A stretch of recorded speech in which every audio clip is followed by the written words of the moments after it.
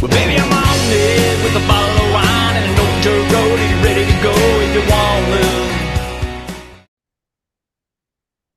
to. Hey, thanks everybody for joining us today. Live Music Nation Podcast Festival Edition. Today, I'm with Will Thomson. He is with the Prickly Pear Festival in New Mexico. Will, thanks for joining us. Sure, thanks for having me. Hey, Will, give us a little background on you. Where'd you grow up? Talk just a little bit about your family and your career. Sure. So I'm from Albuquerque, New Mexico, where the festival takes place. I part of the reason I started the festival is because I used to have a small farm in the South Valley of Albuquerque, but after going to school for environmental science and learning a bit more, I wanted to try to figure out ways to encourage farmers, ranchers, food producers to grow and incorporate more native plants into their systems. And prickly pear is an icon of the region, and so we want to start there. So yeah, that's some of how I came to the festival. Okay, very cool. So let's jump in this festival. 3 questions that I like to ask. What does it look like? What does it smell like, meaning food? And what does it sound like, meaning music, entertainment, activities going on?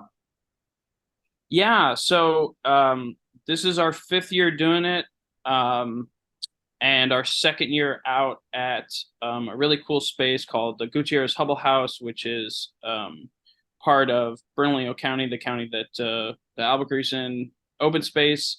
It's a really beautiful historic house with some great outdoor space. So there's a large field with vendors selling all kinds of food, arts, and crafts. You don't have to have a prickly pear thing, but lots of folks do. There's they've been prickly pear jams, jellies, syrups, ice cream, all kinds of stuff. For those who don't know what the prickly pear is, talk about that a little bit. Sure, of course.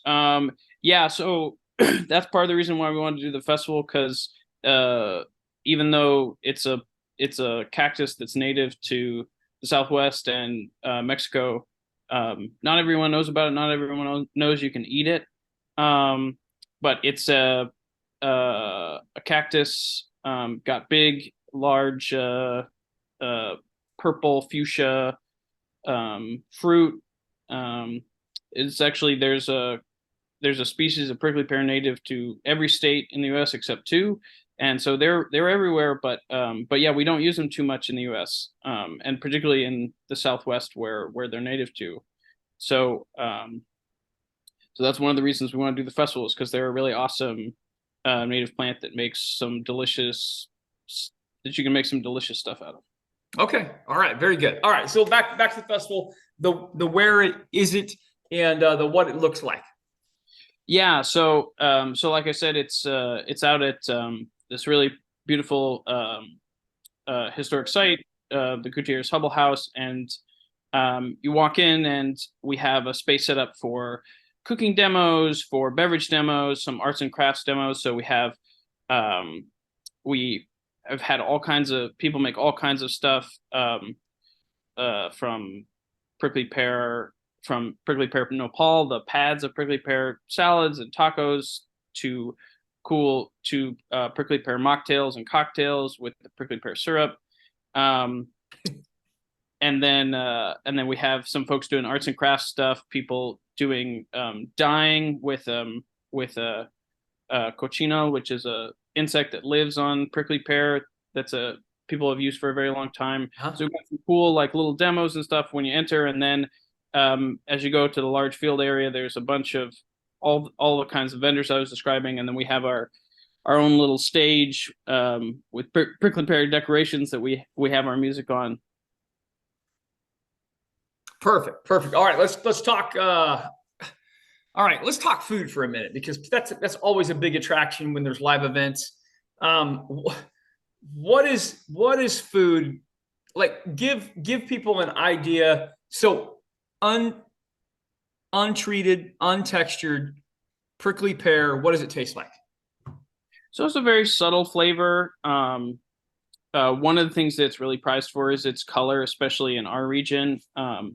it has that really beautiful fuchsia color that can make lots of things pop. Like, I think probably one of the things most people have come in contact with, especially in the Southwest, is a prickly pear margarita. Okay.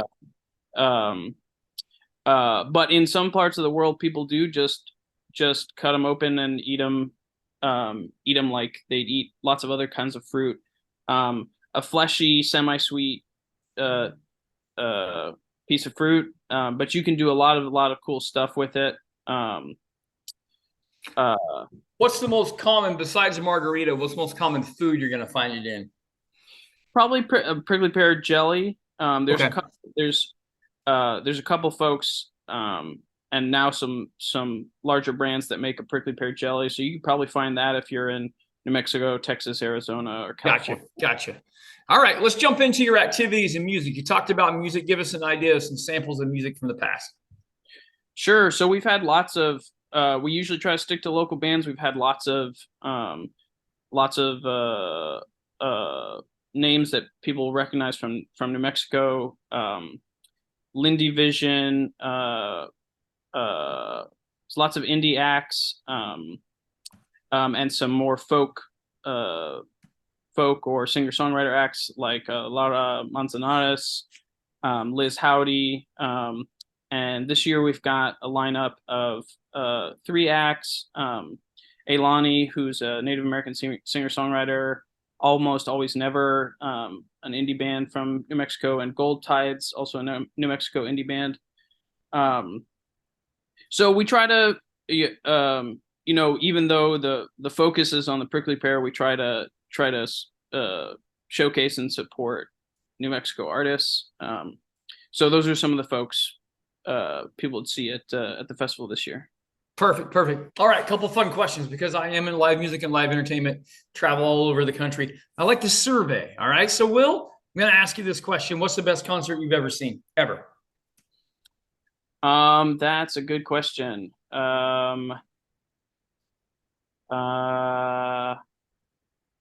think one of my favorites, I saw Elvis Costello and Blondie out in New York a couple years ago. That was a lot of fun.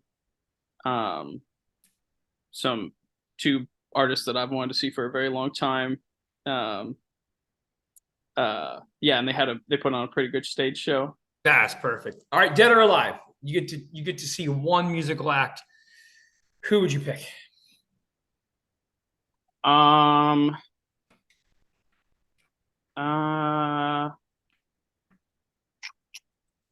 know you sent me these questions before, but I didn't get time to think on them. I'm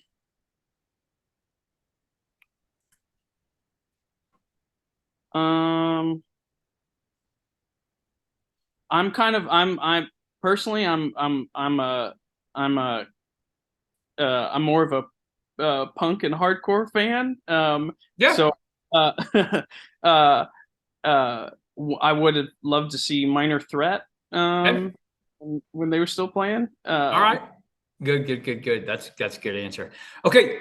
Segment of show. I've been selfish. I've been asking all the questions today. This is a chance for you to ask me a question. Will, what would you ask me? How'd you get into doing this show, focusing on live music and stuff? Yeah. So started the show during COVID. Found that a lot of venues were just completely throwing in the towel and shutting down, not doing anything during COVID. Then there was a number of leaders out there who really were innovating and evolving their bars, their clubs, their casinos, their festivals to accommodate during COVID. We wanted to spread that positive message and share that information. So that's really where the podcast came from there. And then after COVID left, we just decided there's a lot of events out there that we don't know about. We want to learn more about them and share them with people. And so that's where it came from. Cool.